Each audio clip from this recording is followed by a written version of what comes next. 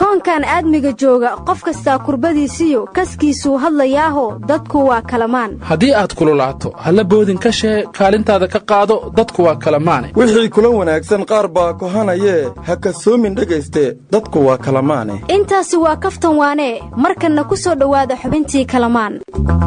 ardadow dam dulmidhii dadna dhammaadi war maxaa ku horbooday ku nasiibsamiya ku nasiibsoo nafta weysii waaye war waa la fashiliyey beena haddaad horay u maqli jirteen maanta show waxbaa ka runa hadda qaraxa dhawaaqiisa iyo xabadda askartaa horraysaa la yidhi jooji markuu jogboontigii ciidanka diidey ayaa xabaddii lagu furay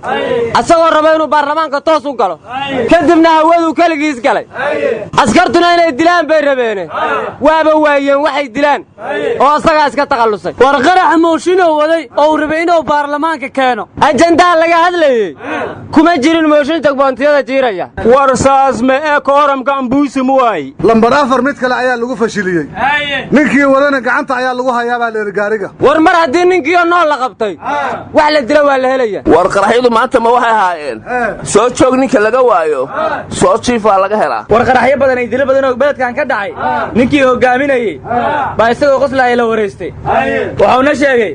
dilalka inta badan inay ahaayeen ku nasiibso wuxuu yidhi baabuurkii ninkii daabshil iyo carruurtiisa iyo kii kaloo xamarweyne xoghayihii ururka haweenka lagu dilay labaduu ku nasiibsay ahaayeen buu yidhi waxaana lagu amray buu yidhi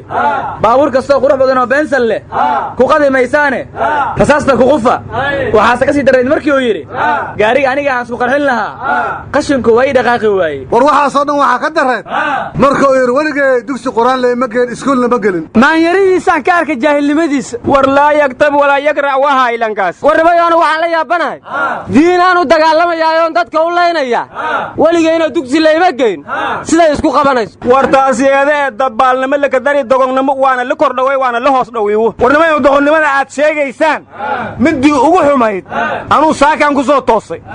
waxaan maqlay ficil qofkii damiir loo maqlaa cara la dakaamayo gaalkacyo wixii xalag ka dhacay qofkii muslim oo dhegihiisu maqlaan nasiib buu leeyahay haddaan dhiig ku kicin marka waxaan aad uga xumaaday nin balaayadii bastooladaha wadata ay dishay in loogu aaro dad masaakiin oo aqalladoodii joogoon ka warqabinba waxaa kaloo iiga siiyaa badan goormaa shabaab qabiil noqdo oo qabiilka yeesha warnimo yahow waxaan anigu soo maray saaka bakaaro waxaan arkay dameer laguu xamaalo jiray oo kareeta ku xintoo rarkii diidey anigu dooni mayuu yidhi oo gaari baa la ii malaynhayaa waxaa liigu dhejinaya qaraxa laygu dhejinahayaa sidaas buu ku diidey baqalbaa waxay tidhi adeerow anaa adduunyo waxaan ka sugtaa aysan ii ooline isaara kareetada sidaas baana lagu raray muraadkeeda ayadaa garanaysa marka waxaan idin weyddiinhayaa ummaddiinna Soomaaliyeed baqashu ehel iyo geyaan midna male miya war baqashii kuwa wax qarxinaya waa isku midkoodna tol ma leh war allihiina lamaya weligees baqali cid ay dishay iyo cid ay qarxisay midna laba arage dembi aysan gelin hataa dul saarinina war shabaabba qabiil ma lehe dadka ay dileen maxaa qabiil loogu aaneeyey war warkaa iga dhex gelinine reegaalkacyo waxaan dhihi lahaa dunuubtii layska galo dembiga aan laga hortegin xumaha aad daawataan dib baad uga qoomamayn dulmigii biiraadadyahow qumbuludarriyow dhalaa waxaa kaloo la yidhi aadanaha dulmigu waa dabraa waana dumiyaa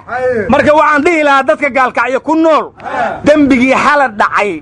dadkii geystay ha la qaybsaninee ku kooba oo tiirka geeya calidhiif wixii dilayna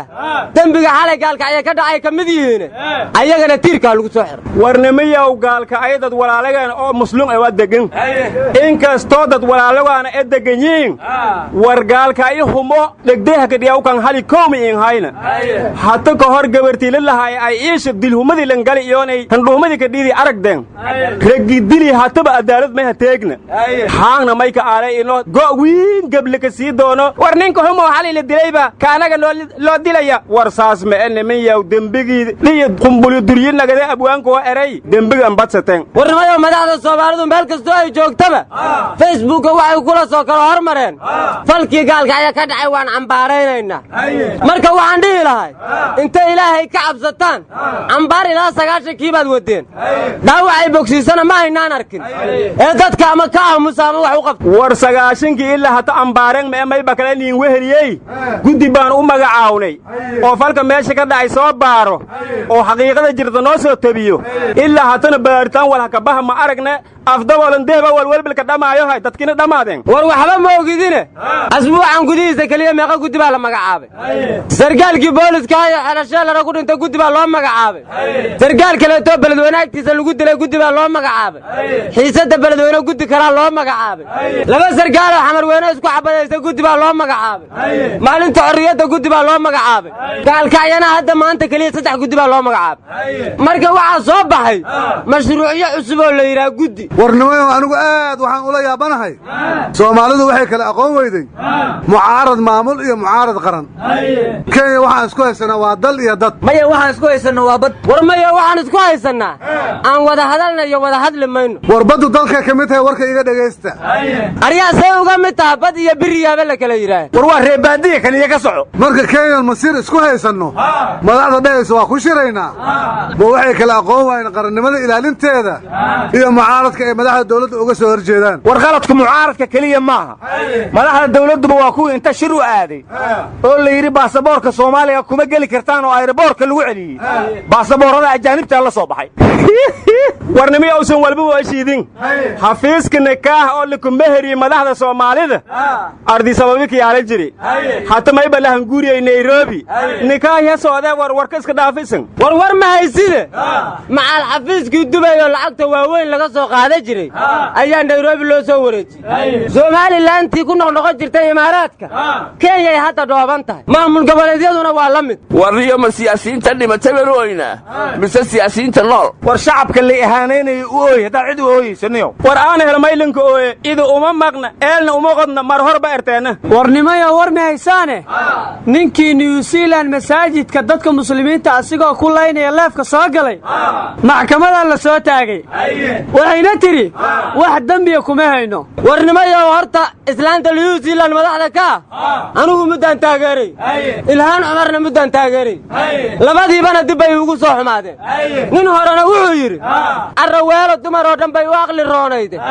ayaduna awowgeed la narma arin fiicnay warta islaanta New Zealand madaxda ka ah barnaamijkaas siyaasiyan waa uga jawaabtay laakiin anu maxkamadan la yaabana war naga tag meel maxkamadeedu indhalaadahay oo aysan ba arag live-ku ninku soo galay siyaasadeeduna indhama leh war ninka ay maxkamadda New Zealand dambiga ku weysay maxkamadda ciidamada qalabka sida ee Soomaaliya hala keeno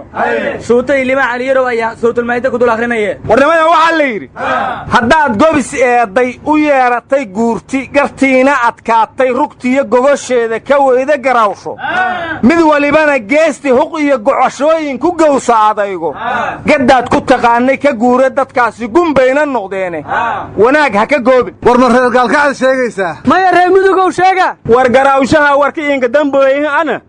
lankaasay maxkamadda ma inka garawti inoo muslimiinta dhamaaya war sheegi maayo naga taga kalamaan buu sheegayay walaalaha qaranka Soomaaliland waa dad gobe ku dayda war si aan daacad ahayn iyo bariyahan dulmi biiraa dadka loo dilayay horta yaa ka damiina doolarka iyo binaan madan iyo muraad makaliya damiinka si aan daacad ahayn baa dadka loo dilayaa kuye xageed ku aragtay dad daacad loo dilayo war qaliishka waxa isku haysaa lilaahi Iran iyo Mareykan yaa ku adkaada horta war Saadiq Almahdi iyo General Burhan yaa Suudaan ku adkaaday war Huutiyiintii iyona isbahaysiga Arabta Yaman ay ka adkaaday war ma haysaana nin baa gabiyay wuxuu yiri Arabay taraan baa qarribay qalabadiinii qurqursiida gaalada waxaad qarash lahaydeen muslimkiina qayb lagama siin waadna qadiseen khayraadkii ee biyo shidaal qodata laakiinse qamri buu idinkugu bedelay adinka qayrkiina qashin cadow idin keenayaad ugu qoslaysaan war nin kala gabiyay isaguna wuxuu yiri allow carabta xoolaha ka qaada ma sanoo qayb war carabta sheegayso imaaraadka hanaga darin carruurtu caanaha noo siiyay caana waayo cagay ka tuug anta liigto cimri muu caana wooyaya war yaa ilmo Soomaaliyeed aan kaarta ka dhaafa war ilmo ka qaaxa weyne waa oday qaryaane oo horteed ka wad war laga tagay inta fuude war yaa ka celiya war